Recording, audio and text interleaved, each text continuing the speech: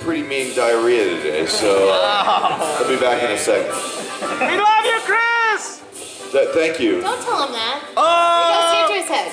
But he's my favorite. Thanks. He's my favorite. All right, we have time for a couple more questions. Then we're gonna go. Thank you. What are we doing? I'm adjusting my stand. Hey guys, when Eric gets back, we're gonna go, ladies and gentlemen, Eric Vale, and just be completely quiet. Or just, Ladies and gentlemen, Eric Vale.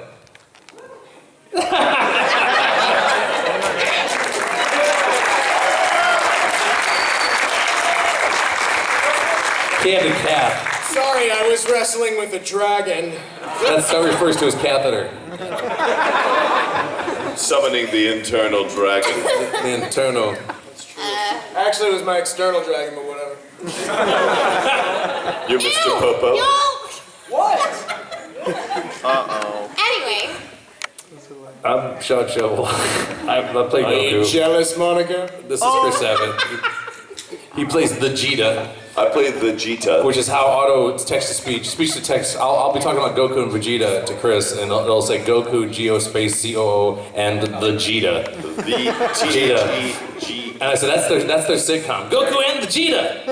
He's Vegeta. It'll still come out. He is Vegeta. Vegeta? I feel like all of the lights are sort of meant to be like in that area. Yeah, somebody's gonna appear on stage. A magic trick is Eric's gonna go sit there. Do it, Eric, do it. Eric's there. Ladies and gentlemen, Eric Vale. All right, he's gonna do some stand-up. Turn around, Eric. Turn around. Show him what you got. Yeah, there you go. Walk the catwalk. Eric hails from Dallas, Texas. He likes yelling at people and shaving his beard. And he doesn't like shots. To vote for Eric, type in pound 696969 on your cell phone. Yeah, that sends me money. I guess are we asking questions? Who has questions? Well, I did my brief introduction, and then gave one to Chris. He's the Vegeta, and you're the Bulma, and Eric Vale's the Trunks. And that's us. We got the family trio right here. Yeah. That's true. Yep. All right. Boy. I'm the bad dad. Yes. I do not care about Chi-Chi or Gohan. I will leave my child to starve with a green man in the woods with no supervision other than an alien from another planet who could sodomize him. I don't know. I mean, it didn't happen, but he didn't know that at the time, you know. Who you let your kids hang out with is real important. It's a reflection of what kind of parent you are. No, I'm kidding. I have no idea. I'm not a parent. Chris is, though. I have 2 children. They are awesome. Eric has 2 children. I have no Monica children. just plays children on TV. And Monica they're is a delicious. Yeah, why have children when you are the child? That's what? See, exactly. The child Do you hear that person trying to do a Monica Rial impression out there? Monica has never had a child, but she sort of did. It just stayed in her throat forever. This is my child right here. That sounded really gross. It just got stuck, and it just speaks for her. Oh, Eric always takes things a different way. Everything is just Eric. Like this. I don't like this. It's not. This is a really organized panel, as you Yeah, sorry, we're just waking up, I think. What time is it? Maybe- Who is the Okay, question? guys, seriously, before we get started, Uh-oh. I would just like to thank these 3 fine actors for never overshadowing my performance. I would agree with that. Yeah. All right, who has a question? I'd like to thank the Dallas actor community for really stepping up when it was time to audition for Trunks and us having to settle on Eric's voice. I'd like to thank Barry Watson and his $35. You're welcome. For making it really sweet for actors to audition for that role. That's true, that was good. That's good. Guys, I feel like you are sitting here in kind of a conversation that is not involving you, so let's involve you. Yeah, let's guys. involve you. Sorry. He looks like he has a great question. I wanted to know what was the difference between the recording of the original DBZ, Kai, and now Super. Oh, let me get this. Super happened later. He's right. It's pretty much the only difference is that Super happened after it.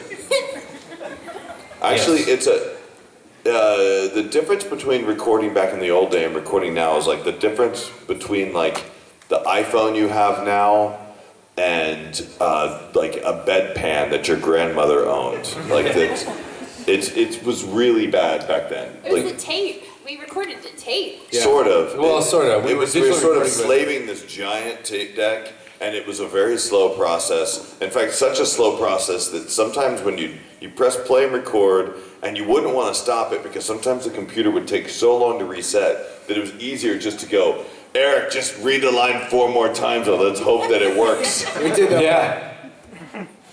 And then it got better with Kai because we'd already done it once before and we had newer technology. And then Super, it's awesome. And now we're using even more technology. We're recording Goku all the way across the globe. Like we don't even record him in the same studio. No, we anymore. don't. Sometimes record him remotely. I just hear voices in my head, other than the ones I'm hearing in my head. And yeah, we record in LA because I get sick every time I go to Texas. It's not because I hate Texas. I grew up in Texas. I love Texas, but I get sick. I think it's the allergies or the pollen or something. So every time I come back, I have to record. About the first day it'd be okay, and then by the second or third day, I'm just sneezing and wheezing or not sleeping well or something. And finally, Chris is like, let's just record it in LA. And so for Super, I said, well, can we do that? And he's like, I think the technology exists, and so we got this Source Connect thing we use. This is way too long and boring. Sorry. Anyway, Yeah. now we do LA. It's way better now. Yes, it's actually harder now than it was for Kai in a lot of ways because of the time delay. But I don't get sick, so. The only reason it's harder now is that we get to meet people immediately after recording these episodes. When we were first recording it, we were just sort of recording in a vacuum. Like, is anyone ever going to watch these things? Yeah. And now we're really stressed out because the minute it airs, we have 1,000 people telling us how horrible we did. Yeah, or how we did. should voice Goku Black differently, which I'm not listening to. I mean, I appreciate the feedback, but there's like I can only have 1 or 2 directors in my head, not 50,000. So, which is how. But I encourage you to give him as much advice as you Oh want. yes, and I will be because I listening. love it. So it's different. Yeah, that's a good question. Technology's better. We're older. Screaming's harder. Yeah, my microphone's on. Okay, I was just talking to Monica. We do that Privately. a lot, sorry. good. Any questions for You Monica? want to know what we were talking about? Yeah. Too bad. It's between a mother and her son. That's right. Her daughter. Her daughter. Yeah. Son. I shouldn't have ever showed you my panties. Who's next? Well, it's because I've been watching every new English dubbed episode of Dragon Ball Super since it's come out, and the contrast between Battle of Gods and the new episodes of Dragon Ball Super, I don't know if you guys really adamantly watch the show as well as record your voices, but what do you think between the fight of Beerus in the Battle of Gods and the battle of, Dragon Ball Super? Because there was a huge difference in the animation as much as the length of time, of course, because it was in the show and you had to lengthen everything. But in your all's opinion, do you think that it was a better representation in Battle of Gods or in Dragon Ball Super? What's the question? What was that last sentence? I didn't quite catch. I think he's what talking he meant about. was if you saw I know. like, the difference That- between Dragon Ball Super, Super. and In Battle terms of of Gods, animation or storytelling, and or which all one of you it? preferred? Well, like, Storytelling. I would say that the difference for me, I tended to like it in Battle of Gods only because I have ADHD. So having to watch every week only to watch the same fight gets a little hard on me. So, yeah, I liked it in Battle of Gods because it was like boom, boom, boom, boom, boom, end of movie. Whereas watching it every week, I think it went on for like 3 or 4 weeks, that fight, Beerus and Goku. Yeah, Battle of Gods, it's just hard to compare the two because Battle of Gods was so special to us because it was the first new material we'd seen ever. It's like we'd been working on the same show for so long, and the video games were the same material. But Battle of Gods was the first new thing that we'd ever worked Yeah. on. So that was you're you're wanting to compare probably one of the best times we've had recording to like a show that we're really excited about, but it's, you know, we're kind of rehashing the same material.